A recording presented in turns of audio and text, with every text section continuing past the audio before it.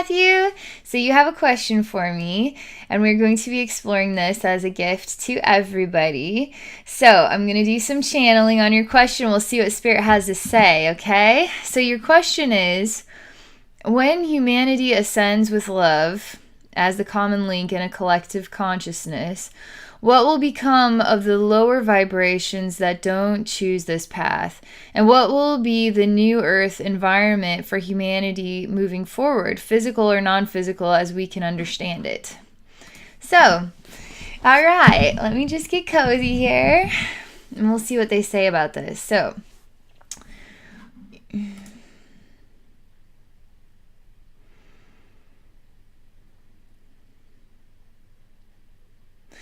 I'm just reading this again because your question is, some will choose in a collective consciousness love or not love.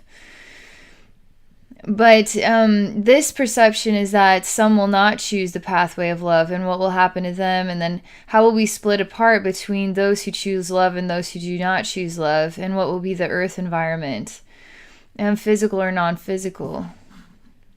So I want to make sure I was balanced with that part. Okay. So I'm just going to ask my spirit guides this here. So there's a really loud, like really deep, rounded, almost scary sounding low noise. There is a wheel turning as well. There is what are like clock pieces turning. One is a cog going this way and the other is going this way. So up vertically and then one horizontally. I feel like I'm on the other side of time. There's a very deep, low rumbling sound, and it's very kind of creepy or scary noise, like an approaching thunderstorm from hell. He asked, "Does that scare you, Abby?" And I say, I know these parlor tricks. They're intended to create and inspire fear, but fear is the inspiration that pushes us to hide from each other, to cower before some evil force, to make ourselves afraid of what? What are we actually afraid of? Love? Are we actually afraid of love? Perhaps those who do not choose love because they are actually afraid of love. Are they not worthy of love? That's the question. This man is quite enormous in his size and stature, as he has control over a wheel, and he's moving it, turning it on a piece. And so one wheel he's turning, and then it is turning another wheel and moving time or whatever the contraption is. There's kind of a cryon essence to it all, but it is not manifesting as cryon. I'm telling you, it's very low and dense and a very deep and dark rumble sound. I tell the space, did you want to know what love feels like so you can stop trying to be intimidating?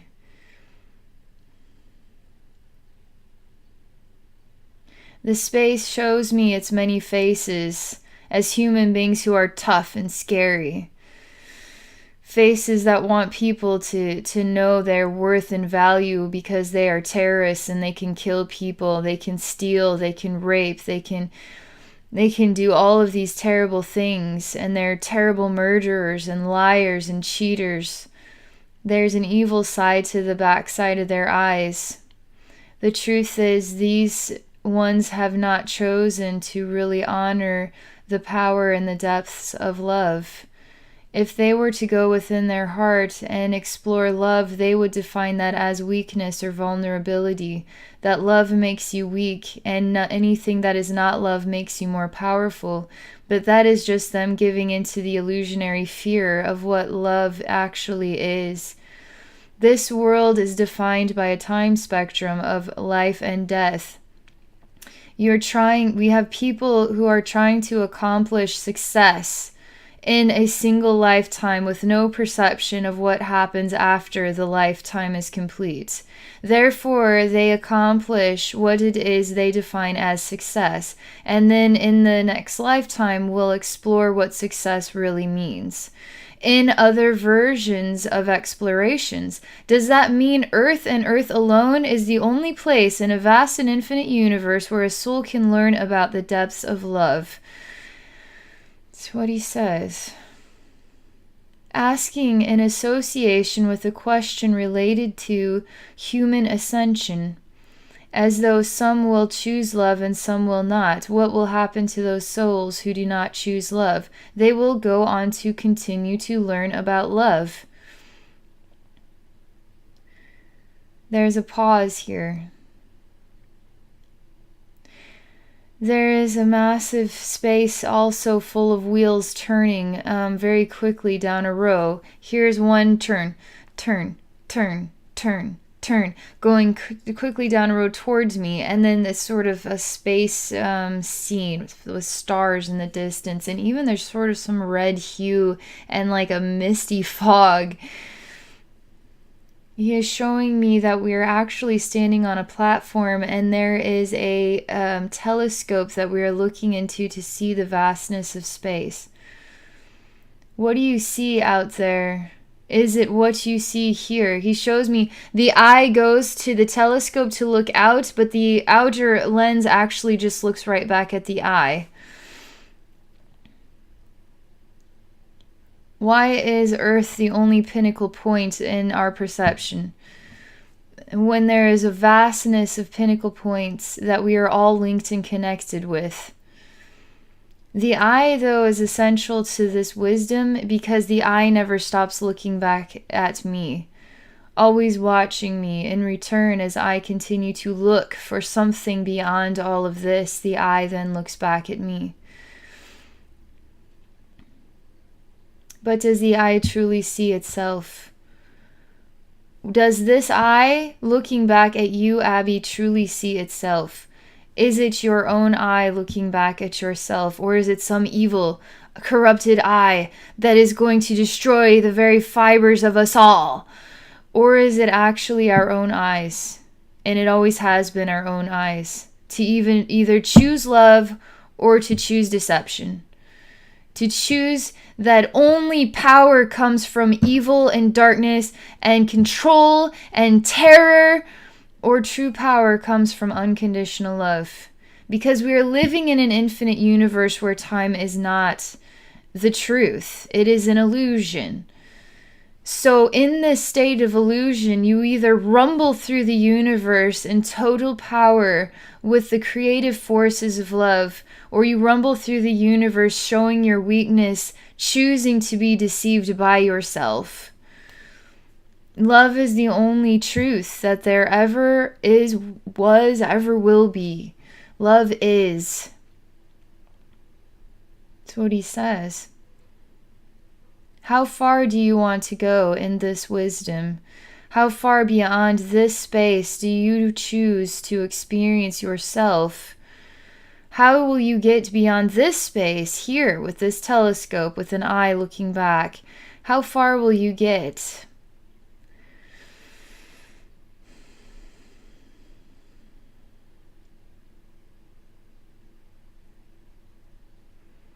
There's a conversation about the perception of movement through wisdom and expansion of the body and the spirit of the human being, the spirit of your own soul. You either choose to feel your feet ingrained within your body, walking amongst all the other bodies in a world of time where once you are dead, that is the end. Or you choose to go beyond, to step your feet out of the human body, and now you can transcend all of the illusions through the gift of love. Now you can travel the infinite universe, to see all the stars, not from a vantage point within the human body, inside the feet, looking through a contraption we call a telescope. Or you can acknowledge you are not human, move beyond the human body already, and go out and explore the universe. That's That's what he says. But you get to choose. It's your lifetime. You get to choose to be human. Or you get to choose to welcome love, to transcend you beyond ego, beyond human consciousness, beyond human body, beyond this world. But do you choose to stay in this world and experience this world? Or are you done living on earth already because you are not here to help this world get out of this cycle? Then you will remain in this cycle until you choose to love. That's what he says. He says, you who feel you are bound here for eternity are therefore bound here for all eternity. You get what you receive. You choose and then you receive what you choose as a oneness of a species, allowing each other to be in this way. Just eyeballs looking at each other or not looking at each other, hollowed out corpses walking around a planet, choosing to acknowledge that they are not love as a deception of their own self-illusion in a world of time, also illusion. Only you can choose to change everything, or choose to not change anything at all, or choose even to let go and just to be at peace in love and gratitude of all of creation, and now transcend all of this just through love and love alone. Transcend all of this beyond anything you could possibly imagine.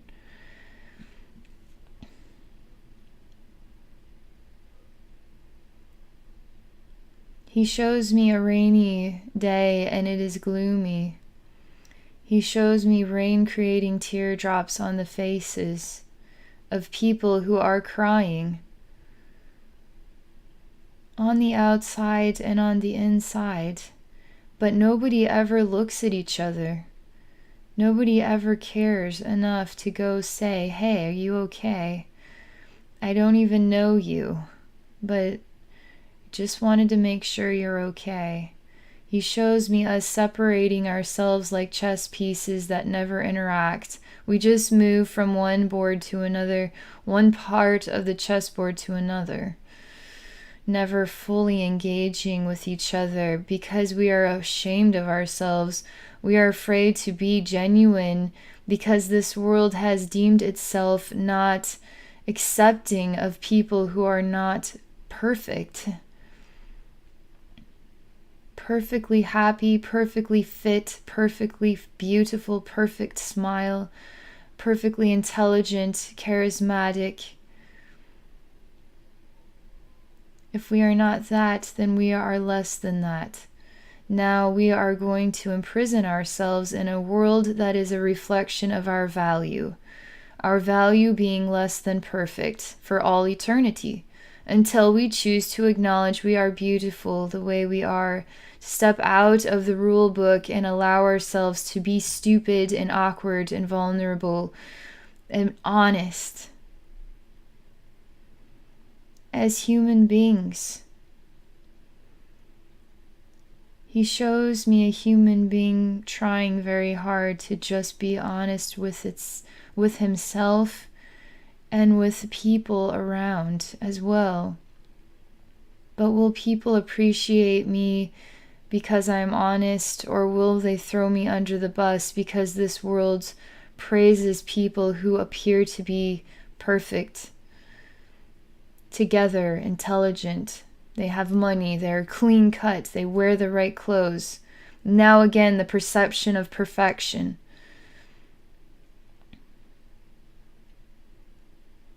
This human being doesn't have all of the money. This human being is an average person. This human being again wonders if this human being could be honest with people about how he actually feels inside, about his life. The world again says you cannot be honest about how you truly feel about your job.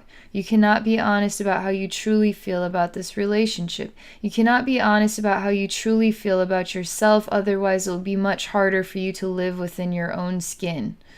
It is much better to continue to lie to your job and to the relationship and to yourself in order to maintain balance, a balance with lies. And now we can understand a third dimensional reality. A reality based on self-illusions. How will this average human being transcend his own experience if he is not good enough to be honest with himself and with others?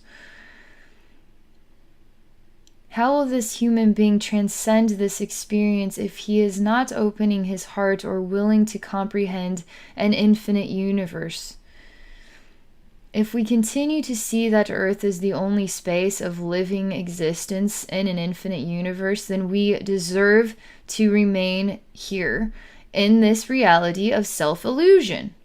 Because it's not just about one person, it's about all of us waking up to each other, putting our cell phones down, and acknowledging we are real human beings, that this earth does matter, because eventually this earth is going to feel sick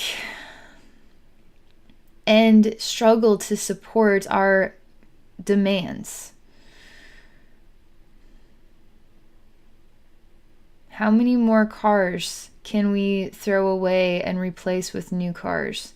How many more cell phones can we just toss away and replace with brand new ones? How many more televisions can go in the trash and replace with new televisions? How many more toilet paper rolls and paper towels and pieces of paper? And all of this stuff is built off of the gifts of Mother Earth. And we ignore where it is coming from because we only focus on what it is that we need right now. Not what are the needs of us all on a living planet. This too is a reflection of third dimensional thinking. Living based on need, not living in the harmony of receiving spiritual and infinite love and feeling blessed by everything you receive.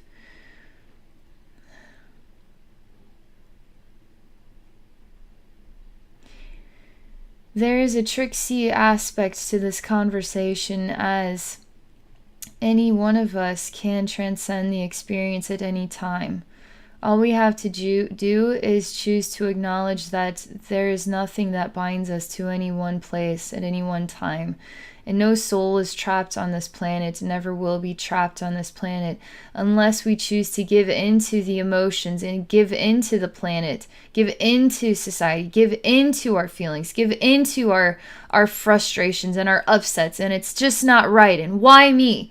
Now we are learning. And in this state of learning, we are acknowledging we need more learning, because only when we acknowledge that we have all of our needs met, because we are an infinite soul, will the learning subside, and now we are able to be free. Because love is what creates true freedom. Love of self and love of others is the gift that inspires true freedom and release and transcendence. In the end, you will choose, and the choice will be yours to explore continuously for all eternity, wherever you choose to explore that, based on your needs to learn more about love. That's what he says. That is all there is to say about that.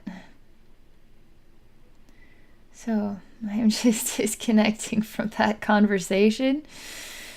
It's very interesting. All right. Thank you for that question. That really inspires a very extraordinary vocal piece. A lot to think about. It's really good to explore questions like this. So for those of you watching, if you have a question you would like me to answer, I do have a service on my website where I give a gift to humanity, and I can create either a spiritual healing video based on your needs, one that we can all benefit from, or I can make a wisdom channeling video based on any question, and then the answer will be one that we can all benefit from. So if you're interested in exploring that, my website is abbynormalswisdomquest.com.